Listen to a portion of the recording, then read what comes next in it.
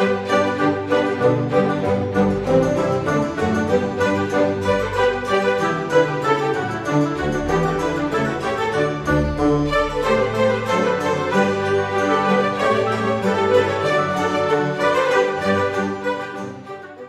grand homme avait dit un jour, les batailles de la vie ne sont pas gagnées par les plus forts ni par les plus rapides, mais par ceux qui n'abandonnent jamais. Et c'est exactement le sujet de notre vidéo. Installe-toi donc confortablement mon pote, prépare-toi un petit quelque chose à boire ou à manger. Aujourd'hui on va parler des vertus de la persévérance. Et le sujet de cette vidéo m'a été inspiré par la relecture d'un livre d'Anthony Robbins. J'imagine mon pote que tu connais Anthony Robbins ou tu en as sûrement déjà entendu parler. C'est un coach, entrepreneur, enseignant de motivation. Il a travaillé avec des chefs politiques, il a des tas de séminaires, Bref, le gars, c'est une légende aux States au niveau du développement personnel et de la motivation. Et dans son livre, Les 11 lois de la réussite, donc c'est un petit livre, c'est un condensé, où finalement c'est un livre qui est donné gratuitement, où il a condensé quelques passages de ses livres best-sellers, L'éveil de votre puissance intérieure et Pouvoir illimité.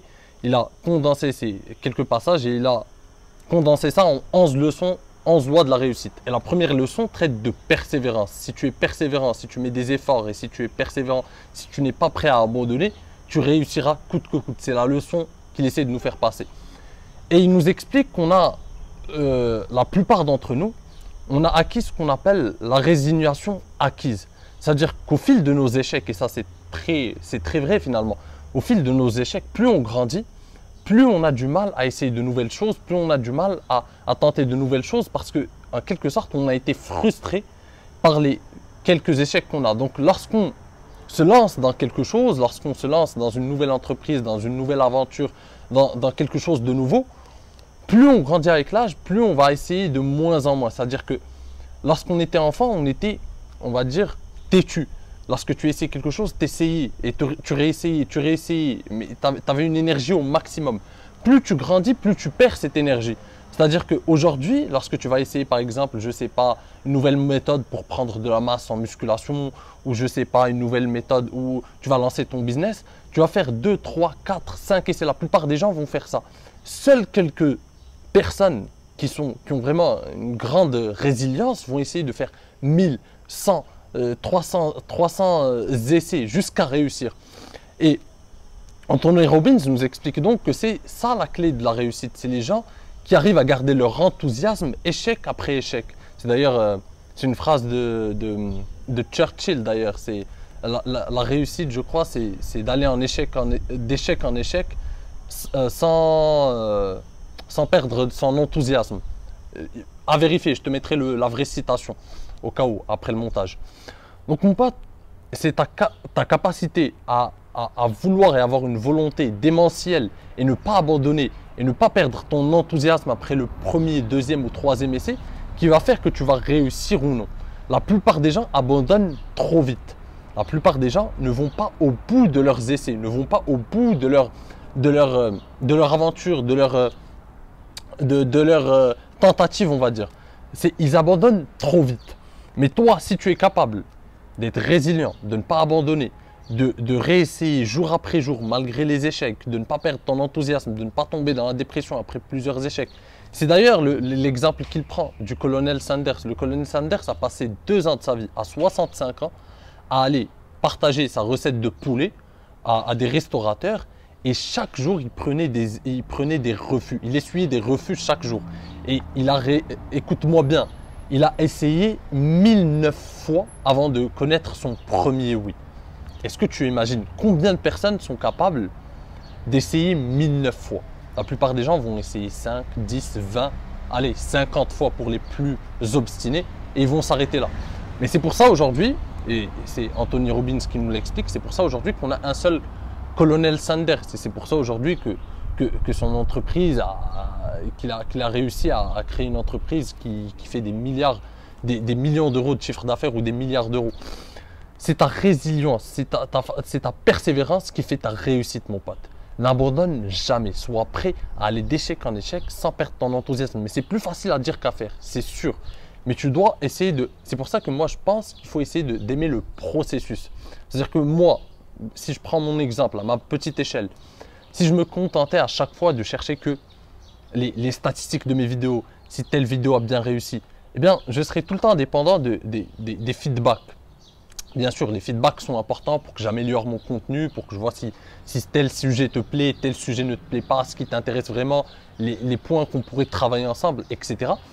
Mais j'ai besoin d'aimer le processus. Si je n'aimais pas le processus, je ne pourrais pas faire ça perpétuellement. Je ne pourrais pas faire des vidéos tout le temps, je ne pourrais pas écrire, je ne pourrais pas préparer des scripts, je ne pourrais pas préparer des formations, je ne pourrais pas écrire un livre. C'est un travail qui doit être fait dans l'enthousiasme, je dois avoir cette motivation. Enfin, la motivation, ça n'existe pas, mais je dois pouvoir me lever le matin et faire la chose, exécuter. Si je n'exécute pas, si je suis à chaque fois déprimé après un petit échec ou une petite vidéo qui n'a pas marché ou une formation qui n'a pas marché ou peu importe, eh bien, je ne pourrai pas aller de l'avant. Je ne pourrai pas continuer à agrandir mon business. Je ne pourrai pas continuer à toucher plus de monde. Je ne pourrai pas continuer à apporter du changement, à transformer la vie de certaines personnes. Je ne pourrai pas apporter de solutions à ma communauté ou à mon audience. Bref, c'est la persévérance qui compte finalement.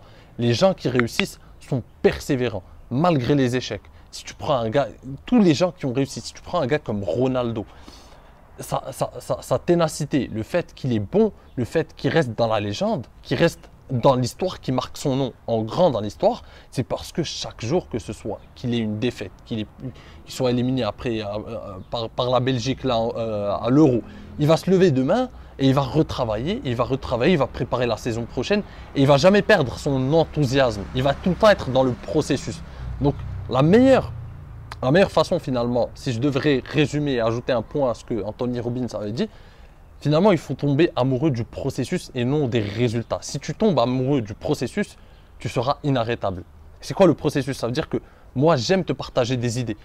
Si je parle de mon travail à moi, j'aime te partager des idées, j'aime te faire des vidéos qui te motivent, j'aime t'apporter des solutions, j'aime te partager des réflexions, des pensées, j'aime écrire, j'aime faire tout ça, j'aime vivre de mon contenu.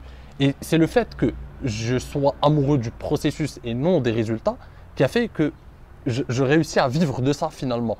Au début, je ne pouvais pas vivre de ça. Je devais travailler longtemps avant d'avoir des revenus conséquents grâce à ça. J'ai dû travailler longtemps sans gagner un sou. Mais c'est parce que j'aimais le processus et non les résultats.